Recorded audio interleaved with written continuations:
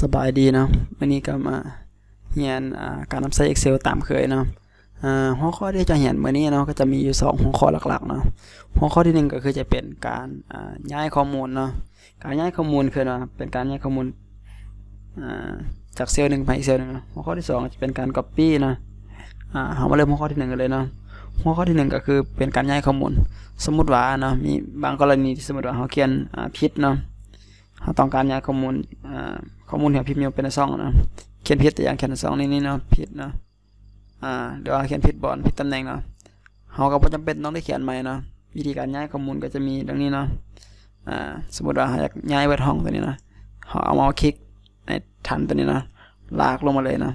คลิกซ้ายแล้วก็ลากลงมาประมาณนี้อันนี้คือวิธีที่1เนาะแล้วก็เลื่อนเมาส์สังเกตว่าเลื่อนขอบซ้ายนะเป็นเครื่องหมายสังเกตเป็นลูกศรบ่ลูกศร4เป็น4ทิศนะ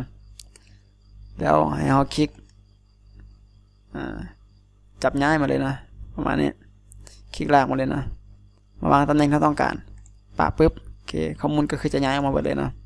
ประมาณนี้เดี๋ยวกด Ctrl Z ไปอีกครั้งนึงเนาะเราคลิกเลือกมาเรากดCtrlปึ๊บมันจะเป็นการ Copy นะแต่เนี่ยจะย้ายนะสมมติว่าเลือกปึ๊บคลิกเมาส์ลากลงมาปึ๊บนะเลือกห้องที่เราต้องการแล้วเลื่อนมาที่ตำแหน่งเส้นขอบนะมันจะเป็นรูปลูกศร4ทิศนะแล้วก็คลิกลากมาเลยนะลากมาปึ๊บวางตำแหน่งที่เราต้องการประมาณนี้ปึ๊บข้อมูลก็จะย้ายมาแล้วเนาะอันนี้ก็คือเป็นวิธีการย้ายข้อมูลวิธีที่1เนาะโอเคกดเสร็จกลับเนาะวิธีที่2ก็คือเฮ็ดคล้ายๆกันเนาะวิธีที่2ก็เมาส์เลือกคือเก่าเนาะลากไปที่ตำแหน่งที่เราต้องการเนาะแล้วเราใส่คำสั่งอยู่ในคีย์บอร์ดเนาะเรากด Ctrl X เนาะ Ctrl X แล้วมาเลือกตำแหน่งที่เราต้องการตัวอย่างต้องการตำแหน่งนี้เนาะแล้วกด Ctrl V ข้อมูลก็จะย้ายมานะอันนี้ก็คือวิธีการย้ายข้อมูลเนาะแล้ววิธีที่3เนาะโอเควิธีที่3ก็เราเลือกข้อมูลที่เราต้องการย้ายก่อนเนาะแล้วคลิกขวาเนาะ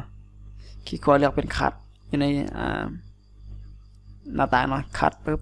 ก็จะเป็นเลือกคือเก่าเนาะแล้วไปตำแหน่งที่เราต้องการเนาะคลิกขวาแล้วกด paste เนาะข้อมูลตัวนี้ก็จะย้ายมาคือกันเนาะอันนี้คือวิธีสำหรับการย้ายข้อมูลใน Excel เนาะก็จะมี3วิธีหลักๆเนาะเดี๋ยวทวนคืนเนาะเดี๋ยวจะมาทวนคืนมาเดียว วันนี้มาหัวข้อที่2เนาะหัวข้อที่2จะเป็นการ copy ข้อมูลเนาะการ copy ข้อมูลก็จะใช้ในกรณีสมมติว่าเขามีข้อมูลหลายๆเนาะแต่ว่าต้องการเขียนซ้ำๆคือตัวอย่าง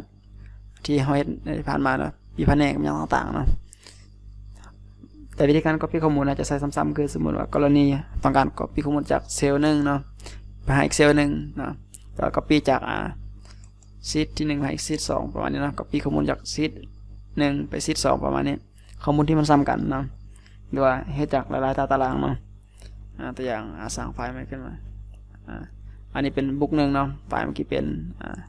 ที่ support สิเขาจะย้ายจากตารางหลายๆบอร์ดเนาะก็สามารถเฮ็ดได้เนาะคือตัวอย่างเขาอยาก copy จากซีทนี้นะซีทที่1ไปซีทที่2วิธีการ copy นะเอาเฉพาะห้องกันเนาะโอเควิธีการ copy วิธีที่1ก็คือเขาเลือกเฉพาะ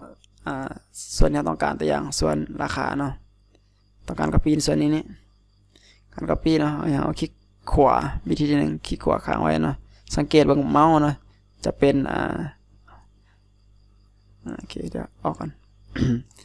เขาเลือกปุ๊บเนาะให้เอาคลิกขวาเนาะแล้วเลื่อนเมาส์ปุ๊บในแถบข้างสังเกตเมาส์จะเป็นเครื่องหมายบวกเนาะก็จับลากไปตำแหน่งที่ต้องการ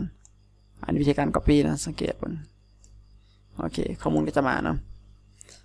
วิธีการ copy ตัวที่1วิธีการ copy ตัวที่2ก็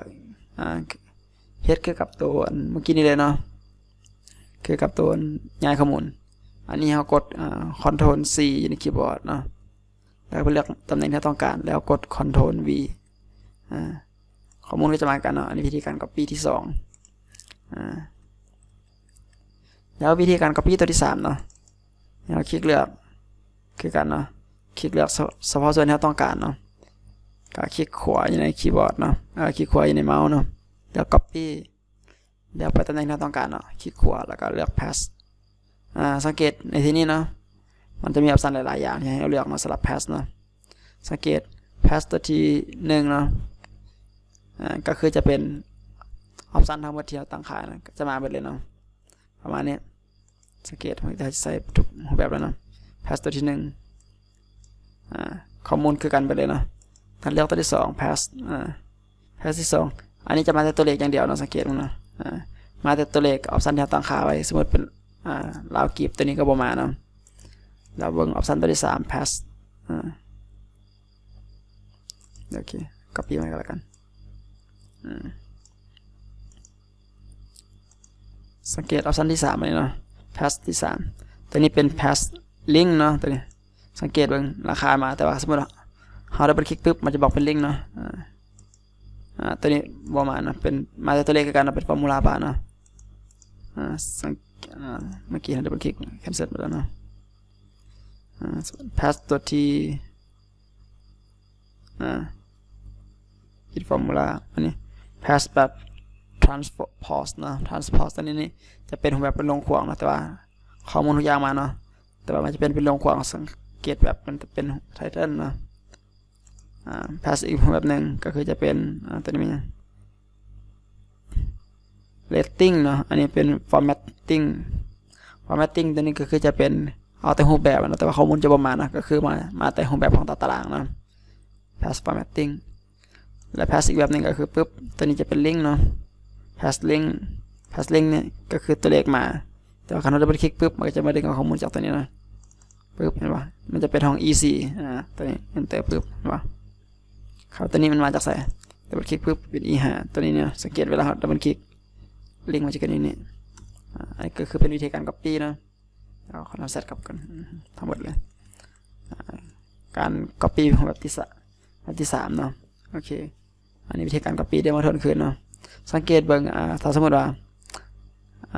เซลล์ของถึกเลือกแบบนี้เนาะเราจะแก้ไขอย่างไรเนาะวิธีการแก้ไขคือมี2แบบที่1คือเลือกเซลล์ใดก็ได้เนาะเราก็ดับเบิลคลิกปุ๊บมันก็จะยกเลิกคำสั่งตัวนี้เนาะก็เป็นวิธีการยกเลิกแต่แบบที่2สมมติว่ามันยังถึกเลือกแบบนี้เนาะเลือกเซลล์ใดก็ได้แบบนี้แล้วกด Ctrl D คีย์บอร์ดก็สามารถยกเลิกได้เหมือนกันเนาะอันนี้คือวิธีการยกเลิกการเลือกเซลล์เนาะเวลาเรา copy หรือเราคัดไปอย่างต่างๆไปเดี๋ยวมาทวนคืนเนาะทวนคืนทวีตเนาะก็คือเขาจะเป็นการคือย้ายข้อมูลเนาะย้ายข้อมูลเลือกซับเซลล์ที่เราต้องการนะย้ายข้อมูลก็จะมี2แบบเนาะแบบที่1ก็คือใส่เมาส์ล่างเนาะย้ายแบบนี้เลยโอเคแบบที่2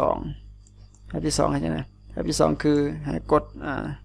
Ctrl X คีย์บอร์ดเนาะแล้วก็เลือกตำแหน่งที่เราต้องการแล้วก็วางประมาณนี้